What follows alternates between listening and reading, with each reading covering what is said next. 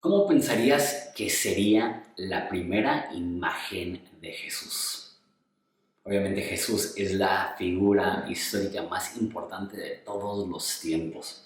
Así como Alejandro Magno tiene su pintura grabada para poder tener una idea de quién es él, la primera imagen grabada de Jesús no es precisamente lo que pensarías que es.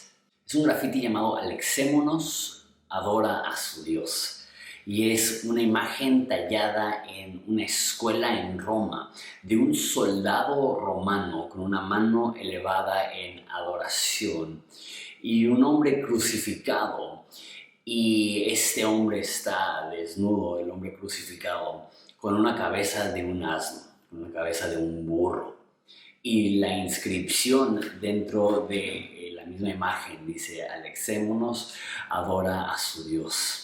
Es muy curioso que la primera imagen que tenemos de Jesús no es de Jesús sentado a la diestra del Padre en el cielo, no es de Jesús regresando con gran gloria en las nubes, es de Jesús crucificado con la cabeza de un animal. Ese grafiti es interesante porque nos demuestra varias cosas. Uno, los romanos se empezaron a convertir desde el principio en todos los rangos de la sociedad.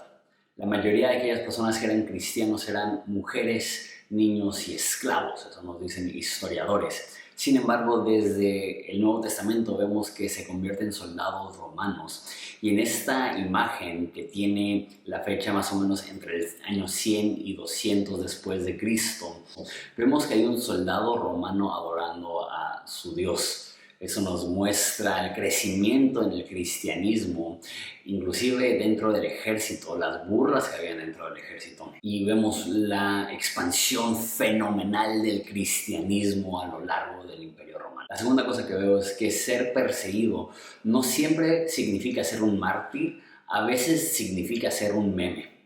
En la historia romana, en la historia cristiana, hay muchas persecuciones. Hay muchas veces donde había persecución en todo el Imperio Romano, donde simplemente ser cristiano y no quemar incienso para el emperador y no quemar tus libros cristianos te sujetaba a la pena de muerte.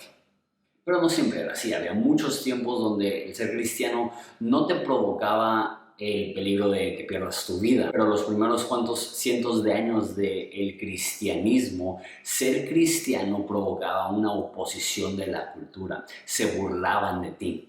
Y pondré la imagen, que se la voy a poner ahorita en ese momento. Pero si ves la imagen es un meme. La imagen es una burla, la imagen está diseñada para humillar a Alexémonos y humillar a Jesús. Y sabes, esto sigue sucediendo hoy en día. Creo que el cristiano debe hacer todo el esfuerzo para llevar la fiesta en paz con aquellos que no son cristianos, es lo que dice Pablo. Creo que el cristiano debe hacer todo lo posible por no juzgar a aquellas personas que no son cristianos, eso es lo que dice Jesús. Creo que el cristiano debe de crear puentes de amor y cariño hacia todas las personas. Sin embargo, por más que intentemos mostrar amor y cariño, nuestras creencias son ofensivas para muchos. El simple hecho que decimos que creemos en la palabra de Dios, que creemos en la Biblia, ya nos tacha de intolerantes ante muchísimas personas.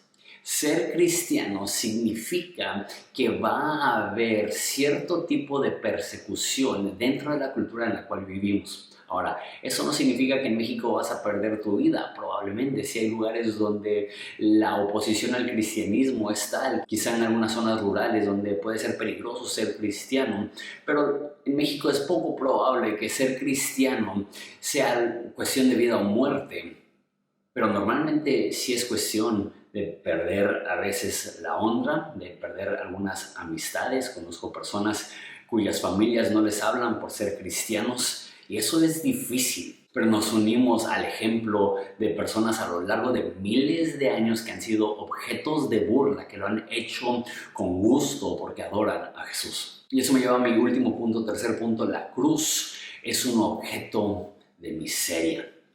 Me tocó años atrás ir a Israel y ver el lugar donde posiblemente es el Gólgota, el lugar donde posiblemente Jesús fue crucificado, y es prácticamente un basurero. Está a espaldas de una estación de camiones y está repleto de basura. Y cuando estaba allá se me hizo sorprendente tantos lugares tan hermosos dedicados al cristianismo, tantas iglesias y catedrales y templos, y el lugar donde posiblemente murió Jesús es un basurero. Y de todos los lugares donde podríamos poner algo para recordar a Jesús, uno pensaría que ese hubiera sido el primero. Sin embargo, Dios en su conocimiento y en su poder y en su soberanía decidió que no hubiera una catedral en el Cerro de la Calavera, que no hubiera un templo, ni siquiera que hubiera un jardín, que hubiera basura. ¿Por qué? Porque la cruz es el lugar donde Jesús cargó con la miseria y la basura de nuestras vidas, de nuestro mundo, de la humanidad. La cruz sigue siendo un objeto de miseria, de humillación, de tristeza, donde nuestro Salvador fue crucificado. Y celebramos la tumba vacía, pero sigue habiendo un sentir en nuestro corazón que la cruz fue donde Jesús fue menospreciado para que tú y yo podamos ser adoptados. Que la cruz es el lugar donde Jesús recibió maltrato para que tú y yo podamos recibir un buen trato.